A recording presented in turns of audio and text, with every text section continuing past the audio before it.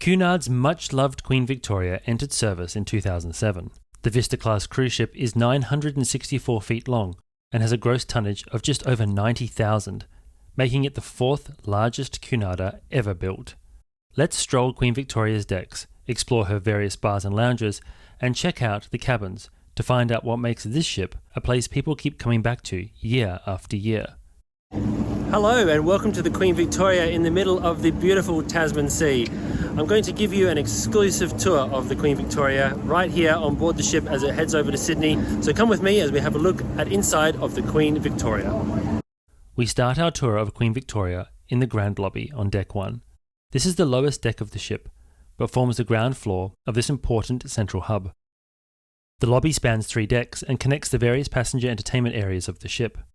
On Deck 1, you'll find the purser's office and shore tour office. There's a piano nearby where musicians play in the evening, as well as several breakout rooms that currently form part of the Cunard Connections Education Zone. The purser's office gets quite busy during the day, but to alleviate the queues, there are tables and chairs. One thing that's missing here is a cafe, which would greatly improve the atmosphere, coffee being the solution to all of the world's problems. Head to the very forward end of Deck 1 and you'll find Queen Victoria's main theatre, the Royal Court. This space spans 3 decks and, like much of the rest of the ship, is decorated in a style reminiscent of the Victorian era. Terraced red seating provides excellent views of the stage, and there are no obstructions. I've enjoyed some fantastic shows here, as well as presenting many maritime history lectures in this space, as the venue doubles as a lecture theatre during the day. Heading aft on Deck 2, and the theatre spills out to a foyer that links with the ship's casino and pub.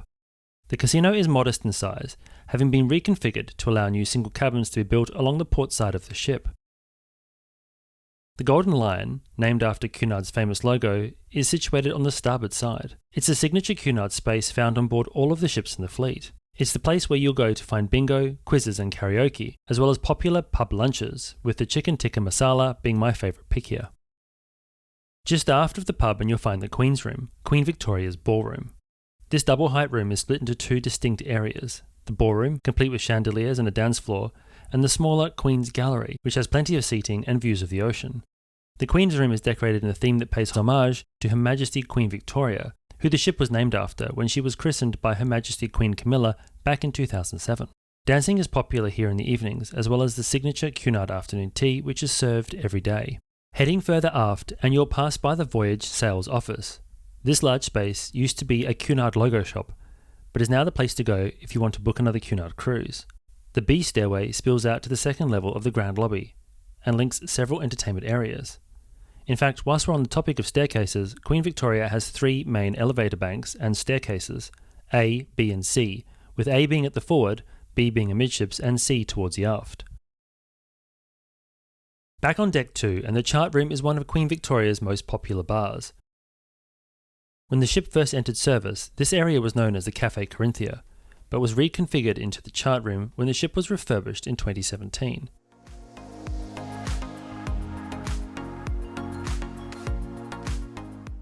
It features a celestial theme, with star charts displayed throughout the space.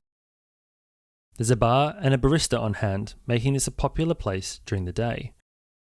On the port side, the upper level of the library links in with the lower level via an elegant spiral staircase. The library is a visually impressive space, but the lack of an adjacent bookshop makes it slightly less magical than the same space on board QM2.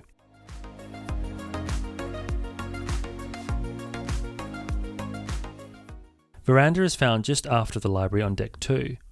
This is Cunard's specialty restaurant offering. It was originally called Todd English when the ship entered service, but was renamed in honour of the iconic veranda grills found on board the original RMS Queen Mary and RMS Queen Elizabeth. While those original grill rooms were open only for first-class passengers, on board Queen Victoria, everyone is welcome here, for a fee. Further aft, and back on the starboard side, the Britannia Club is one of Queen Victoria's main dining venues. If you have a Britannia Club grade cabin, you're welcome to eat here. When Queen Victoria entered service, there was no Britannia Club restaurant, and this space was actually the delightful chart room bar.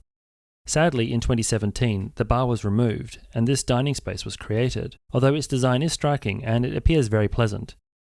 At the very aft end of Deck 2, you'll find the lower level of the 2-storey Britannia dining room. This visually impressive space is where most travellers will eat, with all Britannia grade passengers welcome to enjoy breakfast, lunch and dinner here. It spans 2 levels, has excellent views over the stern of the ship, and a small well giving an impressive view of the artistic centrepiece that pays homage to Cunard's long history of transatlantic travel.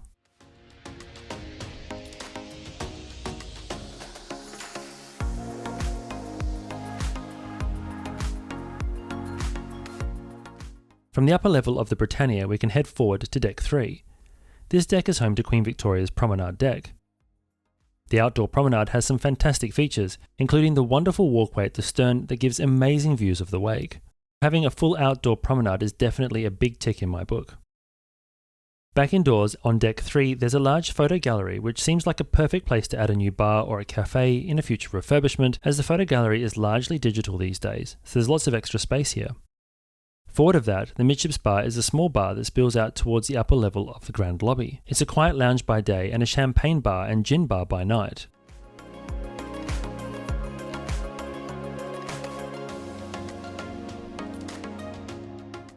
Opposite, there's a card room where meetings, card games and small lectures are held, while the jigsaw puzzles can be found here also, nestled between the card room and the upper level of the library in a space called the alcove. Just behind the B stairway, the bookshop is the place to go if you're looking for something to read. There's a definite skew towards maritime books here, but there's also a large selection of paperbacks and other reading material. The art gallery acts as a thoroughfare linking the aft end of Deck 3 with the forward spaces. This video is brought to you by me and my new book, The Evolution of the Passenger Ship. In The Evolution of the Passenger Ship, we've brought years of research together to create a book that takes you on a journey from the earliest sailing ships right the way through to the modern behemoths that we see today. The Evolution of the Passenger Ship is available at all good bookshops, and if you buy a copy, you help us by supporting the channel. Thanks so much, and now back to the video.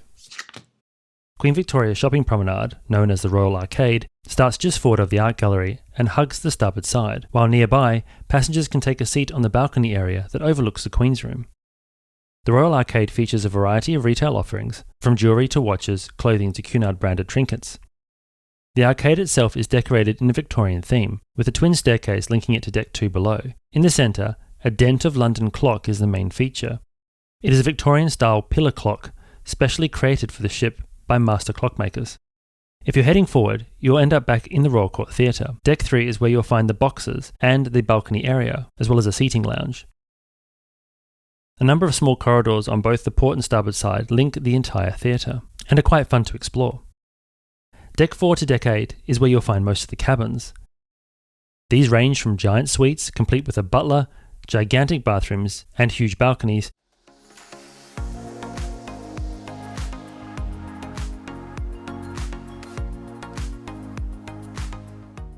to standard balcony cabins, ocean view cabins, and inside rooms. Since 2017, Queen Victoria has offered single cabins, and all accommodation has 24-hour complimentary room service. But unfortunately for the majority of people in Britannia grade accommodation, the bathrooms come with the dreaded shower curtain. Take the sea stairway to Deck 9 and head aft to find the Lido pool. A large open deck is complemented by awnings and comfortable outdoor seating, creating a great space. There's a bar here, as well as an outdoor grill which serves some of the best burgers at sea. Step inside and you'll enter the Lido, Queen Victoria's buffet restaurant. This large space features two distinct buffet areas, as well as a central eatery that features a pizza bar where pizzas and pasta is cooked fresh to order. Queen Victoria's Pizzeria is one of the best pizzas I've ever had at sea. Just ahead of the Lido, the Winter Garden is an interesting space on board the ship. It's crowned by a retractable glass roof, which used to open early in the ship's career, but has been closed since 2017, given to the large tree that was installed here during the refit. Still, it lets in a huge amount of natural light, and there's lots of seating here. There's a bar, a barista, and a bandstand where live music is played. The space also has lots of widescreen TVs, and live sporting events are often on show here.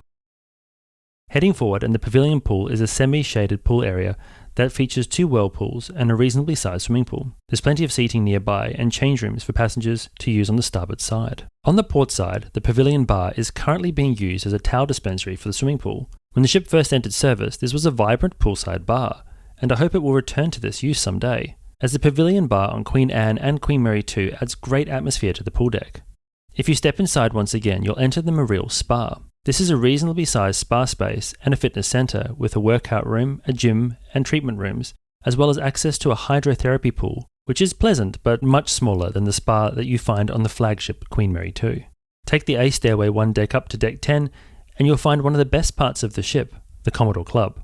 A scaled-up version of the same room found on board QM2, Queen Victoria's Commodore Club offers unparalleled views over the bow of the ship and the port and starboard sides. The central bar is surrounded by seating, and live music is played here in the afternoons and the evenings. There's a nautical theme in this room, with models of Queen Mary 2 and QE2 on display, which always makes me happy.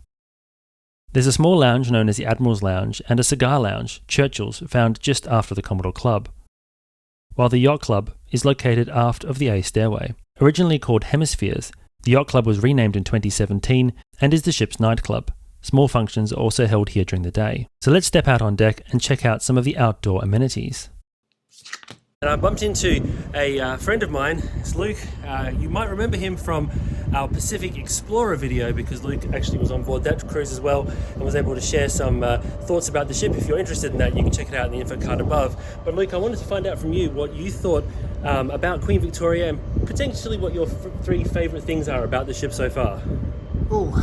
Tough question. Limited to three. Limited. Well, you can have more if you want. First time on board Victoria for me, and I can't say anything else but blown away. Yep. The first thing, the presentation of the ship. Yeah, she's looking good. She's looking very good. Cunard have looked after the ship a lot. They're constantly working on it. The product offering on it and the presentation of the ship is just I can't fault it. It's incredible.